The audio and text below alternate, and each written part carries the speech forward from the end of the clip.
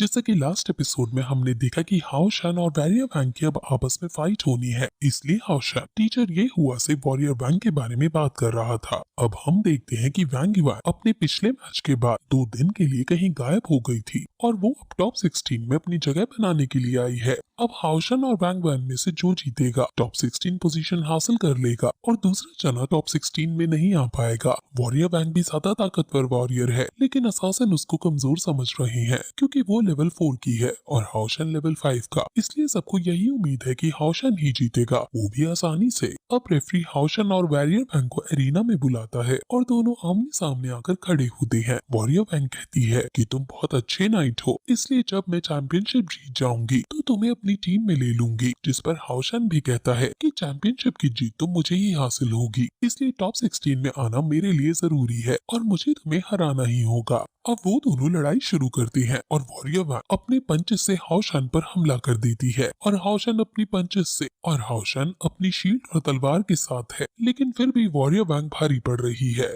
Warrior वैंग spiritual liquid power का use करके इतनी जोर से पंच मारती है कि हाओशन की शील्ड टूट जाती है और वो बताती है कि 2 दिन के लिए जो मैं यहाँ से गायब हो गई थी, असल में मैं लेवल 5 को ब्रेक थ्रू कर रही थी ताकि मैं तुमसे लड़ सकूं और तुम्हें हरा सकूं, इसलिए मुझे जीतने से कोई नहीं रोक सकता। वो कॉम्बैट फाइट करने लगता है और हाओशन अब भी कमजोर सा पड़ता नजर आ रहा था और वॉरियर वैंग हाओशन को हराने के लिए नहीं बल्कि उसको बुरी तरह घायल करने के लिए हमला कर रही थी ताकि आगे फिर हाओशन उसके लिए खतरा ना बने। वो उसके वाइटल ऑर्गन्स पर हमला कर रही है और उनमें आइकॉनिक लेवल की बैटल हो रही है। वॉरियर वैंग बिल्कुल भी डिफेंस यूज नहीं कर रही, जो दर्द उसे मिल रहा वो उसे सहन कर रही और अपना जोरदार हमला हाओशन पर कर रही, जिससे हाओशन को और ज्यादा नुकसान हो रहा है। वॉरियर वैंग किसी भी कीमत पर जीतना चाहती है। हाओशन किलर सनशाइन अटैक का भी यूज करता है, लेकिन उसे भी वो डिफेंस नहीं करती बल्कि काउंटर अटैक करके उसको पीछे धक्का देकर गिरा देती है। हाओशन बहुत ज्यादा घायल हो गया है। वॉरियर वैंग अपने पिछले मुकाबले में बहुत ज्यादा घायल हो गई थी, इसलिए इस हिसाब से उसको कमजोर होना चाहिए, लेकिन वो हाओशन से कहती है कि तुम सभी में अच्छा होना चाहते हो, तुम गार्ड और डिसाइपल दोनों नाइट एक साथ बनना चाहते हो, इसलिए इस वजह से तुम किसी एक में भी अच्छे नहीं हुए, लेकिन मैंने सिर्फ अपनी एक टेक्निक पर फोकस किया और उसमें मास्टरी हासिल की। हाओशन ऑब्सीडियन चॉप टेक्निक का यूज करता है और उस पर हमला करता है। वॉरियर वैंग इससे भी ज्यादा डिफेंस नहीं कर रही है और वो इसको सहन करने की कोशिश कर रही है,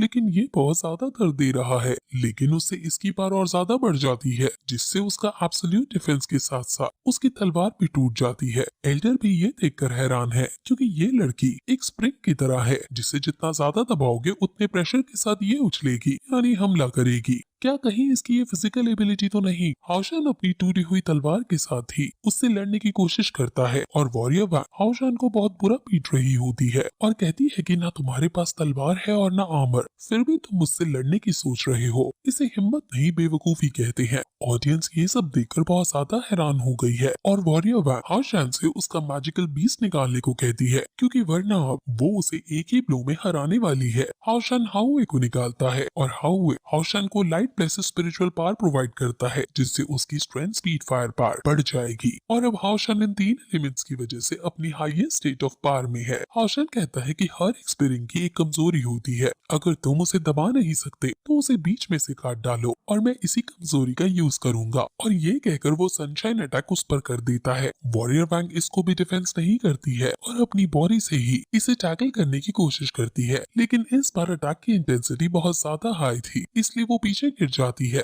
और घायल हो जाती है। वॉरियर वैंग को गुस्सा आ जाता है और कहती है कि जितने भी पावरफुल मूव्स हैं अब सारे यूज करो एक साथ, मैं जल्द से जल्द तुम्हें हराना चाहती हूँ। हाओशन हाउए से और पार लेता है और वॉरियर वैंग को समझाता है कि अगर वो इसी तरह ही बिना डिफेंस के लड़ती रही तो उसकी लाइफ को भी खतरा है, लेकिन वॉरियर वैंग गुस्से में कहती है कि ये सब तुम क्या कह रही हो, मैं तुम्हारी अभी दुश्मन हूँ और मुझे सलाह देने की तुम्हें कोई जरूरत नहीं है। हाओशन की तलवार भी धीरे धीरे रिकवर हो रही है। वॉरियर वैंग अब अपना सबसे ताकतवर हमला यूज करती है और आसमान से अलग तरह की शक्ति उसके पास आने लगती है। वो पहली बार किसी वेपन का यूज करने वाली है। आसपास भूकंप आ जाता है और बाहर से भी लोग इस एनर्जी को देख पा रहे होते हैं। सभी के वेपन्स वाइब्रेट करने लगते हैं और तेज तेज, और किसी को भी समझ नहीं आता कि आखिर ये क्या है, लेकिन तभी आसमान से बहुत बड़ी बड़ी शील्ड वॉरियर वैंग के पास आकर गिरती है। इस शील्ड का ऑरा डिफाइन सील थ्रोन की तरह है और हाउशन सोचने लगता है कि आखिर ये है क्या, लेकिन तभी एल्डर कहते हैं कि ये shield of giant spirit God है।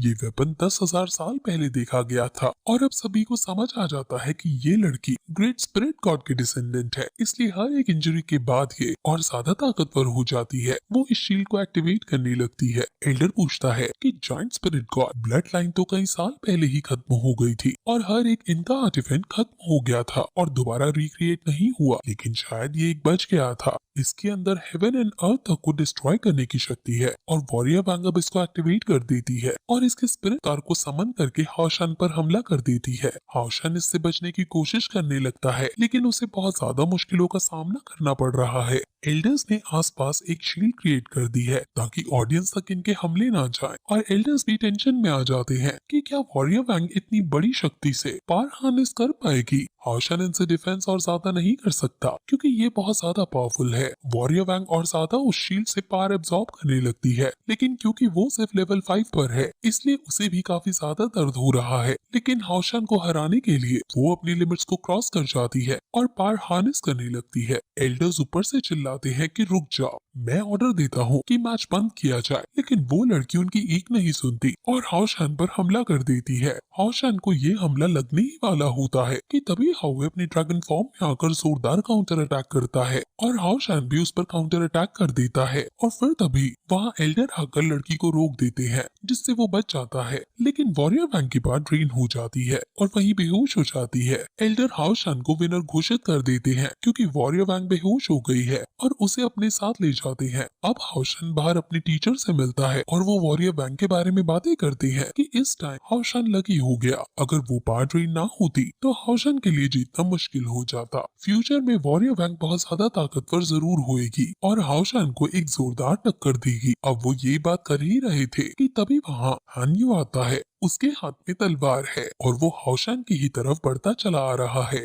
हाउशन को समझ नहीं आ रहा होता, लेकिन तभी वो उसके सामने नील करके कहता है कि मैं तुम्हारा कंपेनियन नाइट बनने के लिए तैयार हूँ। और ये सुनकर सभी हैरान हो जाते हैं और फिर यह एपिसोड यहीं खत्म हो जाता है।